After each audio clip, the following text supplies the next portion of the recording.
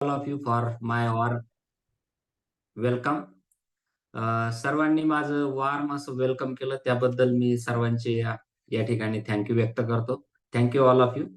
आणि आज आपलं वर्कआउट अतिशय चांगल्या पद्धतीने करून घेतलं.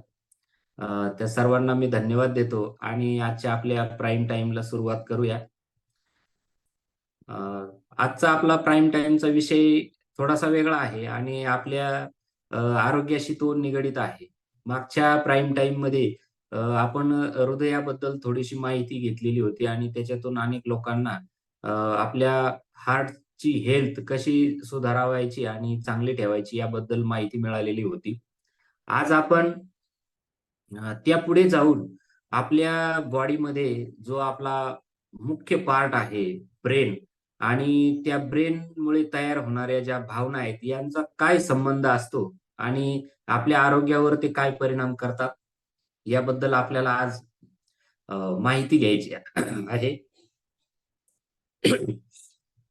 खरं तर आपला ब्रेन हा आपल्या म्हणजे मेंदू म्हणतो त्याला आपण मराठीमध्ये. आपल्या डोक्याच्या कवटीच्या आतमध्ये आपला ब्रेन असतो आणि ब्रेनचे वेगवेगळे पार्ट्स असतात. आता आपण खरं तर त्या तांत्रिक गोष्टीकडे आजच्या आपल्या प्राईम टाईम मध्ये तो विचार करायचा नाहीये.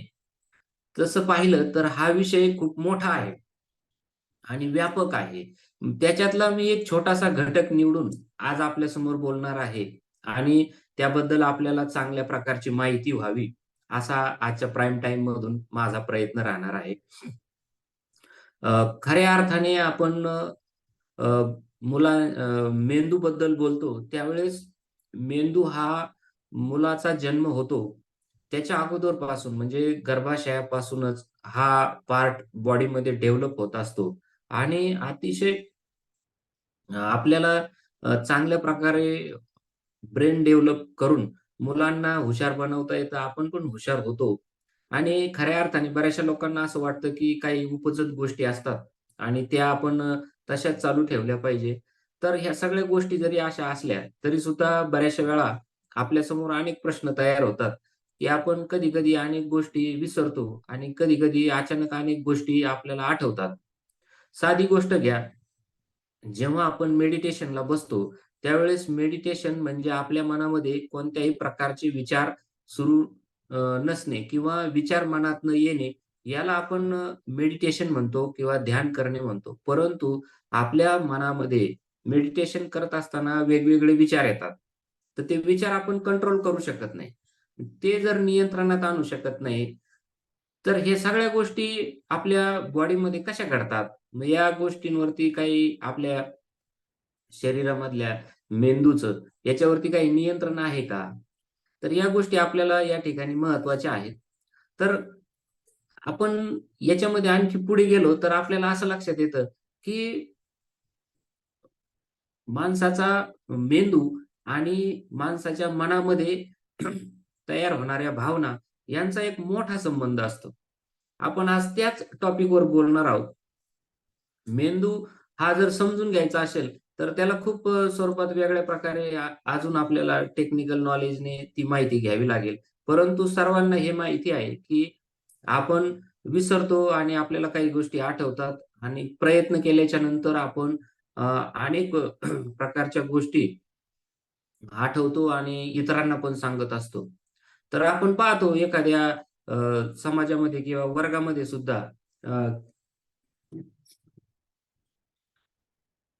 तर आपण बघतो की काही मुलं खूप हुशार असतात, काही व्यक्ती खूप हुशार असतात. आपण त्यांना हुशार म्हणतो आणि काही लोकं एकदम कमी बुद्धिमत्ता असते, तर आपण त्यांना ढ म्हणतो. म्हणजे अशा प्रकारे एक समाजामध्ये व्यक्तींची, माणसांची एक रचना तयार होते आणि ह्या सगळ्या बाबी म्हणजे कोण हुशार आहे, कोण ढ आहे किंवा कोणाला काय-काय आठवतं, कोण किती विसरतो, या सगळ्या गोष्टी मेंदूशी निगडीत आहेत आणि ही आठवण्याची किंवा विसरण्याची जी क्षमता आहे, ती आपल्या ब्रेनशी निगडीत आहे. म्हणून आपण आज जो मुद्दा इथे बघणार आहोत, तो म्हणजे खऱ्या अर्थाने माणसाचे 2 व्यक्तिमत्व असतात. तर हे दोन व्यक्तिमत्व कोणते असतात ते मेंदूशी निगडीत असतात, ते मी इथे आज सांगणार आहे. एक व्यक्तिमत्व असतं उच्च भावनिक बुद्ध्यांक असणारं व्यक्तिमत्व आणि एक व्यक्तिमत्व असं असतं की भावनिक बुद्ध्यांक कमी असणारं व्यक्तिमत्व. मग ह्या दोन व्यक्तिमत्वांमध्ये काय फरक आहे आणि ते आपण कसे वाढवू शकतो, हे आपण आज या ठिकाणी पाहणार आहोत. म्हणजे मी सुरुवातीला म्हटलो की हा टॉपिक तसा व्यापक आणि मोठा आहे.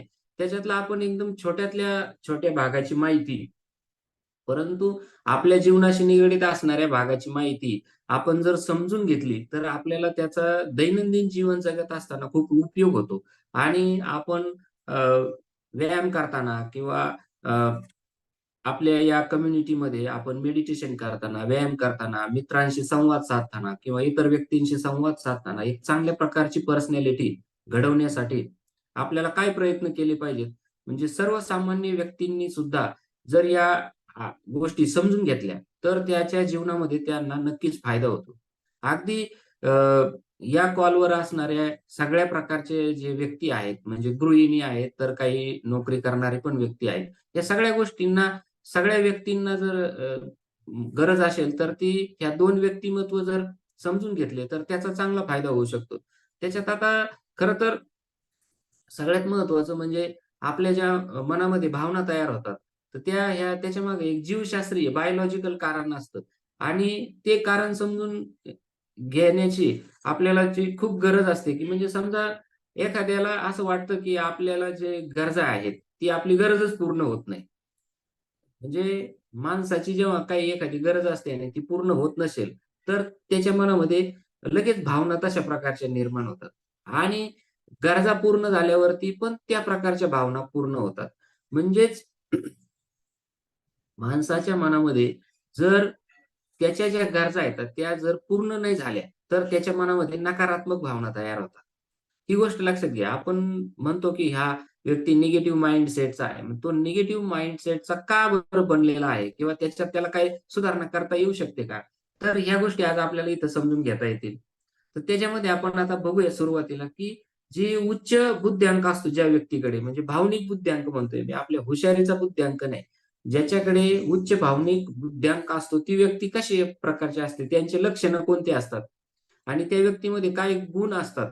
याच्याबद्दल आपण थोडक्यात माहिती पाहू. तर त्यातला पहिला जो मुद्दा आहे, हे म्हणजे जे उच्च भावनिक बुद्ध्यांक असणाऱ्या व्यक्तीमधला, ती व्यक्ती अधिक यशस्वी असते, म्हणजे सक्सेसफुल झालेली असते.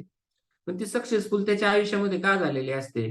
तर त्या यश मिळवणे आणि त्याच्यासाठी संघर्ष करणे, कष्ट करणे, मेहनत करणे आणि वेळोवेळी आपल्या भावना नियंत्रित करणे, याच्यामुळे ती व्यक्ती सक्सेस बनलेली असते. त्याच्यानंतर त्यातला दुसरा एक मुद्दा आहे. या व्यक्तीचं दुसरं लक्षण म्हणजे ती व्यक्ती निरोगी असते. त्या व्यक्तीला हे माहीत झालेलं असतं, की जर आपल्याला यशस्वी व्हायचं आहे आणि आपण यशस्वी झालो पण, तर आपल्याला जर आपलं शरीर चांगलं राहिलं, आपली बॉडी जर निरोगी असेल, तर आपण सर्व काही करू शकतो. सर्व गोष्टी आपल्याला मिळू शकतात. म्हणजे खूप व्यक्तींकडे जर आरोग्य नसेल, तर त्या व्यक्तीचा काही उपयोग होत नाही. उदाहरणार्थ राकेश झुनझुनवाला यांच्याकडे करोडोंची संपत्ती होती. म्हणजे साधारणपणे पेपरला पण आलेलं होतं, की 40,000 कोटींची संपत्ती होती. परंतु त्या व्यक्तीने आरोग्याकडे दुर्लक्ष केलं आणि म्हणून वयाच्या 62व्या वर्षी त्यांचं निधन झालं. केवळ आणि केवळ आरोग्याकडे दुर्लक्ष केल्यामुळे. म्हणजे जरी ती व्यक्ती खूप यशस्वी झालेली असेल, तरी सुद्धा त्या व्यक्तीला जर निरोगी शरीर नसेल, तर त्याचा काही उपयोग होत नाही. म्हणून उच्च भावनिक बुद्ध्यांक असणाऱ्या व्यक्ती यांच्या यांचे हे दुसरंच लक्षण आपण पाहिलेलं आहे, की पहिलं त्याच्यात पाहिलं, की तो व्यक्ती हा सक्सेसफुल असतो आणि दुसरं लक्षण आपण पाहिलं, की तो निरोगी असतो आणि जर शरीर निरोगी ठेवायचं असेल, तर आपल्याला आपल्या कम्युनिटीमध्ये सातत्याने कॉलवर राहून व्यायाम करावा लागेल आणि आपलं जे जगातलं नंबर 1 फूड आहे, फ्यूल आहे, ते घ्यावं लागेल. तर आपण ते घेत आहोत आणि आपल्याला या पद्धतीचं व्यक्तिमत्व बनवण्याची संधी या कॉलवरती आपल्याला खूप मोठ्या प्रमाणात आहे, असं मला वाटतं.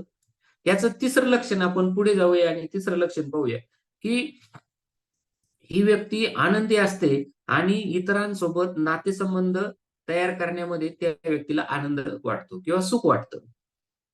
आता काही व्यक्ती बघा आपल्या आयुष्यामध्ये येतात आणि निघून जातात. परंतु काही व्यक्ती अशा असतात, की आपले त्यांच्याबरोबर कायम संबंध तयार होतात, नातेसंबंध तयार होतात. आता या कॉलवर जेवढे उपस्थित आहेत, त्यांनी आठवून बघा, की आत्तापर्यंत आपल्या आयुष्यामध्ये अनेक व्यक्ती आले आणि अनेक व्यक्ती आपल्याला सोडून गेले, आपल्याला भेटले. परंतु नातेसंबंध तयार करण्यामध्ये काही व्यक्तीच आपल्याबरोबर आहेत. हे असं का होतं माणसाच्या आयुष्यामध्ये? तर त्याचा संबंध डायरेक्टली या उच्च भावनिक बुद्धिमत्ता असणाऱ्या व्यक्तींच्या लक्षणामध्ये आहे. म्हणून हे आपल्याला अशा पद्धतीने डेव्हलप करायचं असेल, तर आपल्याला आपल्या आयुष्यामध्ये आनंद निर्माण करावा लागेल आणि तो आनंद हॅपी आणि हेल्दी कम्युनिटीमुळे आपल्याला येतोय, याचा आपण सध्या अनुभव घेत आहोत. आपण पुढचं या व्यक्तींचं एक लक्षण बघूया. स्वनियंत्रण असतं म्हणजे सेल्फ कंट्रोलमध्ये ही व्यक्ती असते. सेल्फ कंट्रोल याचा अर्थ असा, की त्या व्यक्तीचं स्वतःच्या भावनांवरती आणि स्वतःवरती नियंत्रण असतं. म्हणजे ते कुठेही कोणीही काही सांगितलं तर वाहवत जात नाही किंवा खूप संकट आलं किंवा अचानक काही आलं, तर ते लगेच प्रतिक्रिया व्यक्त करत नाहीत. ते प्रश्न किंवा समस्या व्यवस्थित समजून घेतात आणि मग त्याच्यावरती प्रतिक्रिया देण्याची पद्धत असते. आणि मग हे कौशल्य आहे, हे स्किल आहे. हे आपण जर आपल्या आयुष्यामध्ये चांगल्या पद्धतीने अवलंब केला, तर आपल्याला सुद्धा आपल्या बॉडीवरती आणि आपल्या भावनांवरती स्वनियंत्रण म्हणजे कंट्रोल निर्माण करता येतं. म्हणजेच याचा अर्थच असा आहे, की आपल्या ज्या इमोशन्स असतात त्याच्यावरती आपल्याला सेल्फ कंट्रोल निर्माण करता येतं. आता याच्या पुढे जाऊन आपण आणखी जर यातला एक पुढचा मुद्दा पाहिला, की ह्या व्यक्तीचं लक्षण कसं आहे, तर या व्यक्तींमध्ये ना मैत्रीची जागरूकता असते. म्हणजे मित्र बनवले, तरी सुद्धा आपण त्या मित्रांना वेळोवेळी भेटलो पाहिजे, फोन कॉल्स केले पाहिजेत आणि त्यांच्याशी संपर्क केला पाहिजे आणि त्यांची खुशाली विचारली पाहिजे. आजकाल आपण बघतो, की या नवीन तंत्रज्ञानाच्या युगामध्ये आपण या गोष्टींपासून थोडेसे लांब गेलेलो आहोत. म्हणून व्यक्ती व्यक्तीला भेटणे आणि ती पण प्रत्यक्ष भेटणे ही खूप महत्त्वाची गोष्ट निर्माण झालेली आहे आणि त्याच्यातून मैत्री निर्माण होते आणि मैत्रीची जागरूकता पण निर्माण होते. आता दुसरं एक लक्षण म्हणजे ह्या व्यक्ती समाधानी असतात. तर त्या समाधानी असतात, त्यांच्या जीवनात आनंद निर्माण झालेला असतो आणि त्याच्यामुळे एक प्रकारचं ना सॅटिस्फॅक्शन म्हणजे समाधान हळू तयार होत जातं आणि ते त्या व्यक्तीला समाधानी आणि सुखी बनवतात.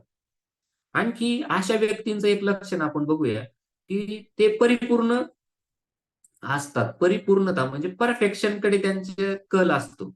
म्हणजे कोणतीही गोष्ट त्यांच्याकडे असेल ना, तर ती परिपूर्ण असेल. म्हणजे ते व्यक्ती मैत्री पण करतील, तर अतिशय चांगल्या पद्धतीने करतील आणि आपल्याबरोबर बोलतील, तर व्यवस्थित बोलतील. त्या कधीही आपल्याकडे नकारात्मक भावना व्यक्त करणार नाही. आपल्याला कायम सकारात्मकच बोलतील आणि त्या व्यक्ती आपल्याबरोबर बोलताना आपल्याला प्रेरणा देतील आणि समोरच्या व्यक्तीला असं वाटत राहतं, की या व्यक्तीने आपल्याबरोबर कायम बोलावं.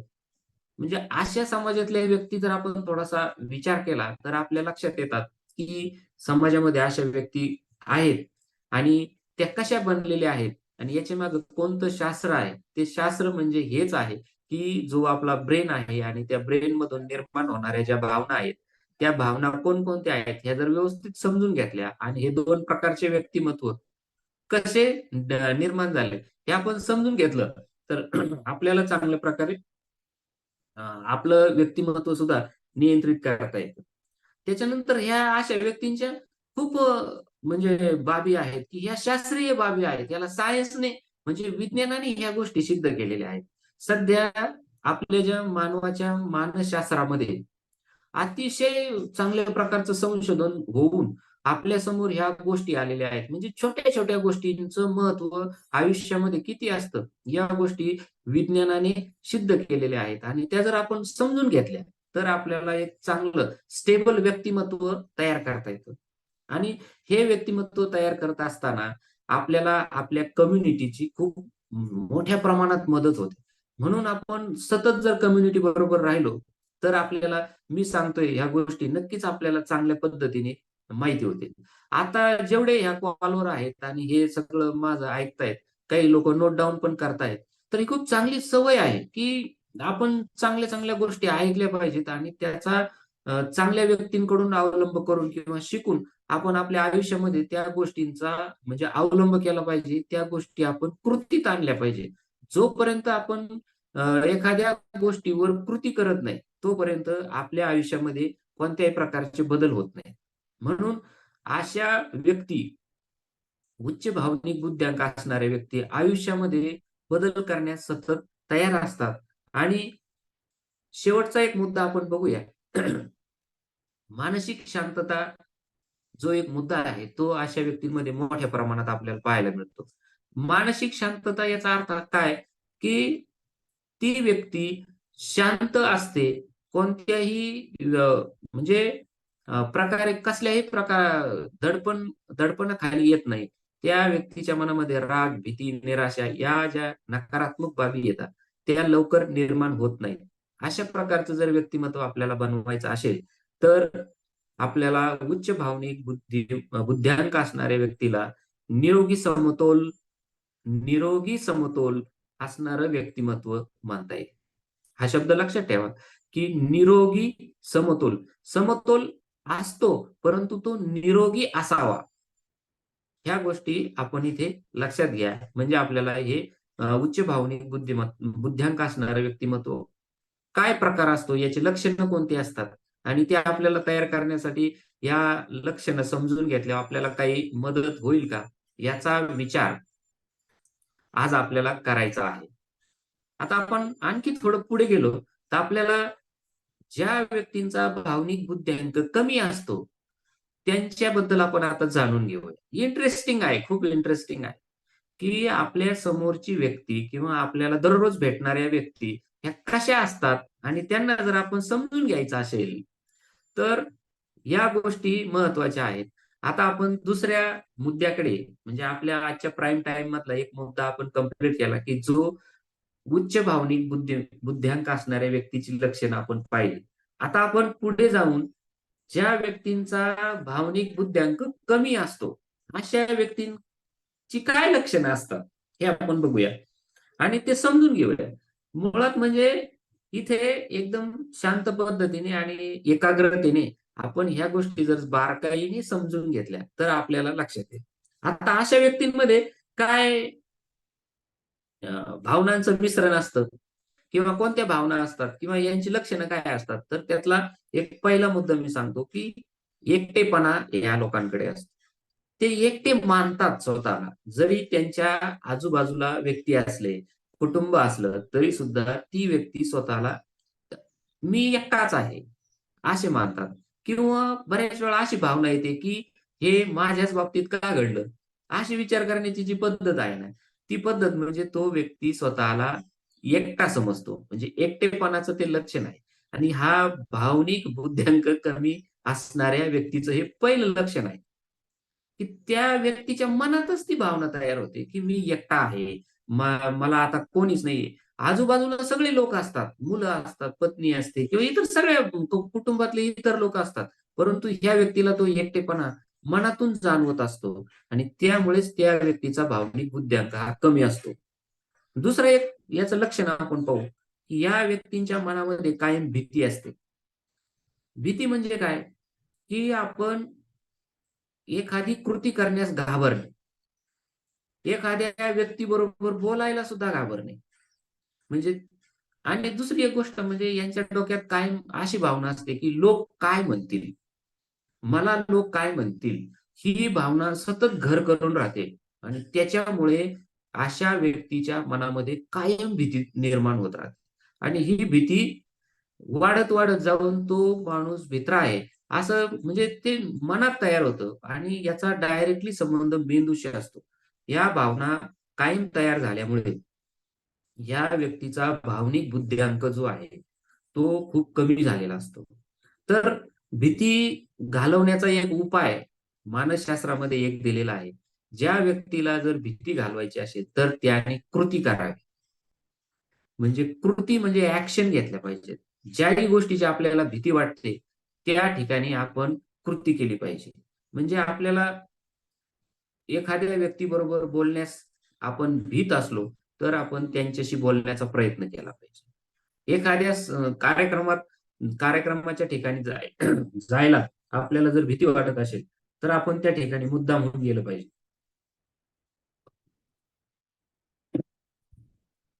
तर हा एक भीतीबद्दलचा महत्वाचा भाग झाला या व्यक्तींचा. आणि आणखी पुढे जाऊन एक तिसरा पॉइंट याच्यातला खूप महत्वाचा आहे, की जो मेंदूने आणि माणसाच्या आरोग्यामध्ये ह्या गोष्टी कशा भाग करतात, त्या व्यक्तीकडे नाही एक रिकामंपण असतं. हा तिसरा पॉइंट आहे. रिकामंपण म्हणजे काय, की काम नसणे किंवा काम करायला काहीच उत्साह नसणे, ह्या 2 गोष्टी असतात. प्रॉपर म्हणजे काम नसणे याच्यामुळे रिकामंपण आलेलं असतं. आणि दुसरा एक मुद्दा आहे, काम खूप असतं, परंतु काम करण्यासाठी अजिबात उत्साह नसतो. मग उत्साह का नसतो? तर ती व्यक्ती त्याच्या आयुष्यामध्ये व्यायामापासून दूर गेलेली असते. चांगले अन्नपदार्थ त्या व्यक्तीला खायला मिळत नाहीत किंवा ती स्वतःहून प्रयत्न करत नसते, की मला चांगलं फूड मिळालं पाहिजे. माझ्या आयुष्यामध्ये काही बदल झाले पाहिजेत. मी चांगल्या व्यक्तींना भेटलो पाहिजे. ह्या गोष्टी न झाल्यामुळे एक रिकामंपण येतं आणि अशा व्यक्तीचा बुद्ध्यांक हा कमी भावनिक बुद्ध्यांक बनतो. आणखी याचा चौथा एक मी पॉइंट आपल्याला सांगणार आहे लक्षण. की चौथा जो मुद्दा आहे, तो आहे दडपण. म्हणजे ह्या कमी भावनिक बुद्ध्यांक असणाऱ्या व्यक्तींवरती एक वेगळ्या प्रकारचं दडपण असतं. म्हणजे ते कोणालाही म्हणजे दबावाखाली असतात. ते जाणवतं त्या व्यक्तीला, की मला ह्या व्यक्तीचा खूप दबाव आहे किंवा माझ्यावरती खूप बंधनं आहेत. असं जाणवत राहतं आणि ही व्यक्ती दडपणाखाली राहते.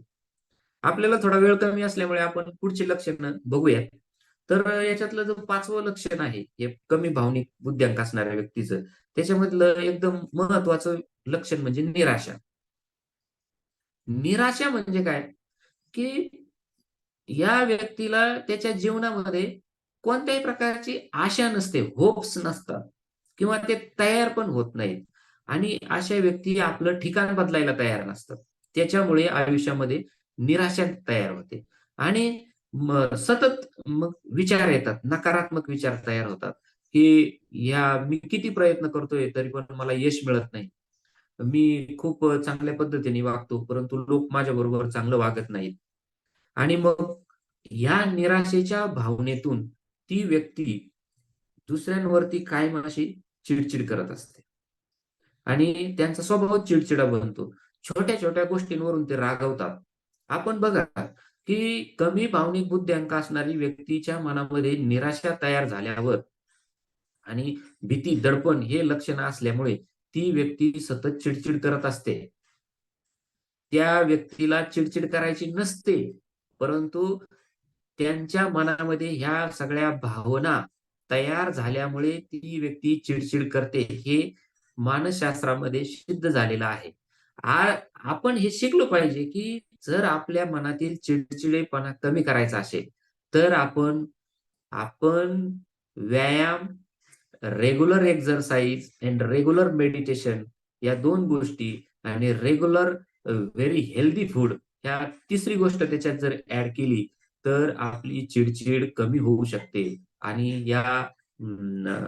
जेव्हा मी भावना सांगितल्या अगोदरच्या आणि हे लक्षणं आहेत, या अशा व्यक्तींमधून कमी सुद्धा करता येतात. आता तिसरा एक 6 नंबरचा एक मुद्दा आहे याच्यामध्ये. मी तो तुम्हाला सांगेल. थोडासा वेगळाच वाटेल तुम्हाला. हे व्यक्ती बांधिलकी असते. आता बांधिलकी याचा अर्थ काय? मी मगाशी बोललो, की अशा प्रकारच्या व्यक्तींना असं वाटत असतं, की माझे कुटुंबीय काय म्हणतील? म्हणजे ते बांधलेले असतात. नातेवाईकांमध्ये, कुटुंबांमध्ये. म्हणजे ते एकमेकांशी त्यांचे इतके घट्टता असते, घट्ट नातं तयार होतं, की त्या नात्यातून ह्या बांधिलकीच्या भावना तयार होतात आणि तिथून खरं त्या व्यक्तीच्या मनामध्ये स्वतंत्र विचार तयार होत नाहीत. स्वतंत्र विचार तयार होत नसल्यामुळे अशी व्यक्ती निर्णय स्वतः घेऊ शकत नाही. आता विचार करा तुम्ही, की आपण स्वतः निर्णय घेतो का?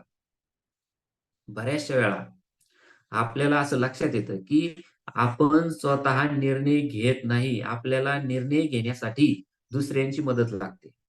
हा प्रयत्न करून बघा. आपण आज दिवसभरामध्ये या कॉलवर असलेल्या व्यक्तींनी हा विचार करा मनामध्ये, की आज मी जेवढे दिवसभरात निर्णय घेणार आहे, हे मी स्वतः घेतो का? का इतरांची मला खूप मदत लागते. मग त्यामध्ये पतीची मदत लागते, पत्नीची मदत लागते, सासू-सासरे, मुलगा-मुली, कुटुंब किंवा नातेवाईक यांची मदत घेऊन मग निर्णय घेतात. आणि असे निर्णय दुसऱ्याच्या मदतीने घेतल्यामुळे त्या व्यक्तींचं दडपण आपल्यावरती तयार होतं.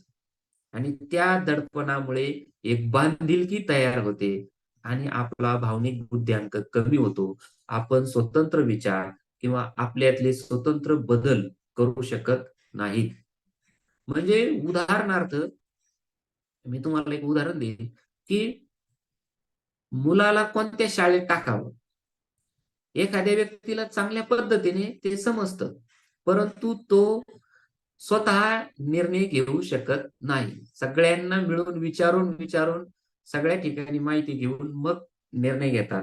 आणि नातेवाईकांमध्ये, कुटुंबामध्ये अशी एक व्यक्ती असते, की त्या व्यक्तीचं त्या व्यक्तीवर दडपण असल्यामुळे मग तो निर्णय घेतला जातो, की त्या विद्यार्थ्याला अमुक शाळेत टाकायचं.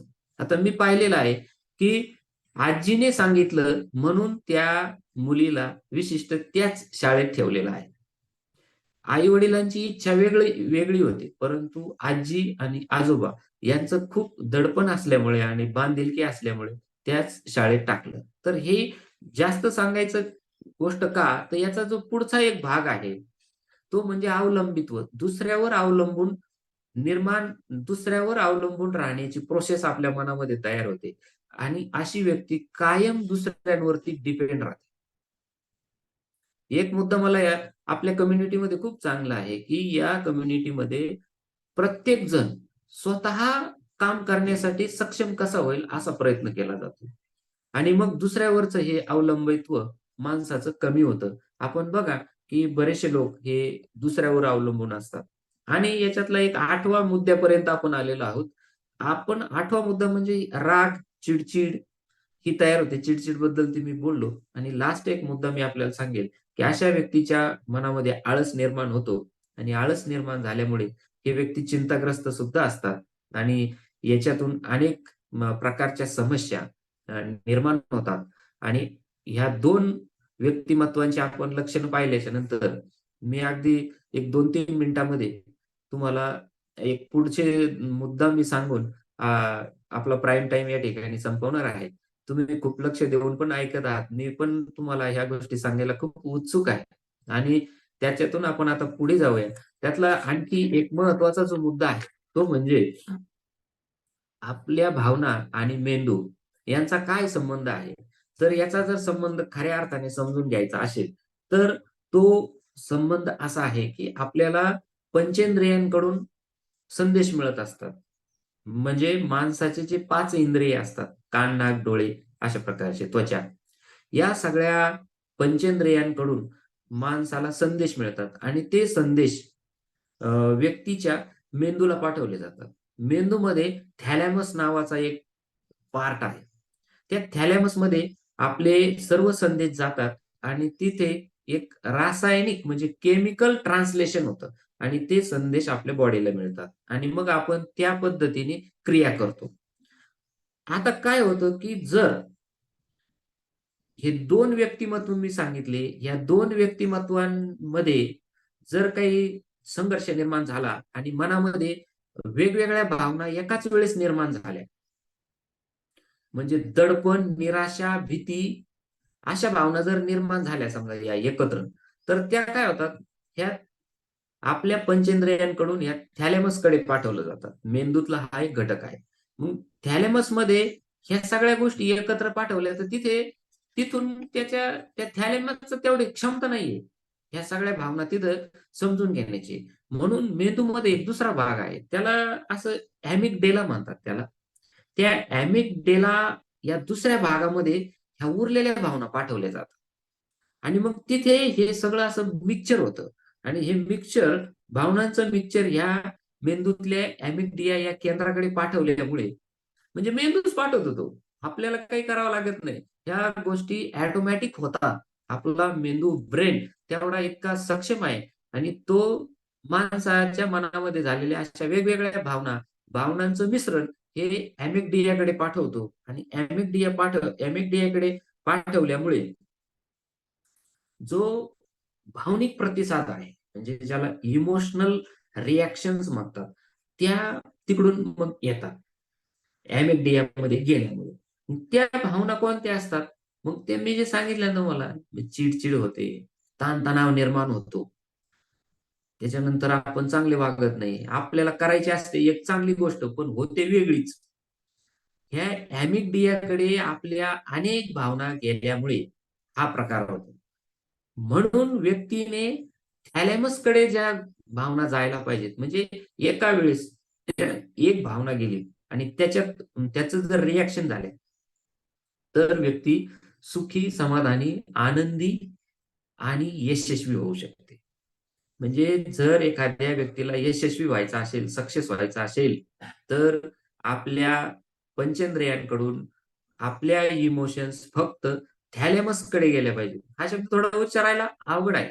परंतु आपण फक्त लक्षात घ्या, की मेंदूमधले हे 2 घटक आजच्या प्राईम टाईममध्ये मी सांगितलेत, हे खूप इमोशनशी संबंधित आहेत आणि याच्यावरती संशोधन झालेलं आहे. खूप शास्त्रज्ञांनी, सायंटिस्ट लोकांनी संशोधन करून ह्या गोष्टी सिद्ध झालेल्या आहेत, की आपण जर या थॅलॅमस आणि अॅमिगडालाचा शोध घेतला, तरी सुद्धा आपल्याला या गोष्टी बऱ्यापैकी लक्षात येतील. आणि मग मेंदू आणि भावना यांचा जो विकास आहे, डेव्हलपमेंट आहे, ही अगदी मूल पोटात असल्यापासून होतात आणि त्या टप्प्या-टप्प्याने डेव्हलप होतात. ह्या गोष्टी आपण या ठिकाणी लक्षात घ्याव्यात. शेवटी मी जाता-जाता एवढंच सांगेल, की कोणत्याही व्यक्तीने आपल्या मनामध्ये निर्माण होणाऱ्या भावनांकडे दुर्लक्ष करू नये. या ठिकाणी कॉलवर पालक पण आहेत. पालकांनी पण आपल्या मुलांच्या मनामध्ये तयार होणाऱ्या भावनांकडे दुर्लक्ष करू नये. भावना दडपण्याचा प्रयत्न करू नये. कारण त्यांची निर्मिती मेंदूमधल्या या 2 घटकांवर अवलंबून आहे. पहिला घटक म्हणजे थॅलॅमस आणि दुसरा घटक म्हणजे अॅमिगडाला. या 2 घटकांमध्ये या भावना, या भावनांचं मिश्रण तयार होतं आणि म्हणून माणसाला चांगलं व्यक्तिमत्व बनवायचं असेल, आपल्याला जीवनामध्ये यशस्वी व्हायचं असेल, तर आपण आपल्या मानसिक प्रक्रिया समजून घ्यायला हव्यात आणि आपला ब्रेन हा चांगल्या पद्धतीने काम करेल, अशी जर आपल्याला इच्छा असेल, तर आपण नियमित व्यायाम, रेग्युलर एक्सरसाइज आणि त्याला मेडिटेशन आणि त्याचबरोबर आपल्या कम्युनिटीमधील जगातलं नंबर 1 हेल्दी फूड जर आपण दिलं आपल्या बॉडीला, तर आपला मेंदू अतिशय उत्तम प्रकारे काम करू शकतो आणि आपण उच्च भावनिक बुद्धिमत्ता निर्माण करू शकतो आणि आपलं व्यक्तिमत्व उच्च भावनिक बुद्ध्यांक असणारं व्यक्तिमत्व तयार करू शकतो. याच्याबद्दल आपल्या मनामध्ये खात्री निर्माण होऊ शकते. या ठिकाणी मी आजचा प्राईम टाईममध्ये मी या ठिकाणी थांबतोय. आपण नेक्स्ट परत प्राईम टाईमला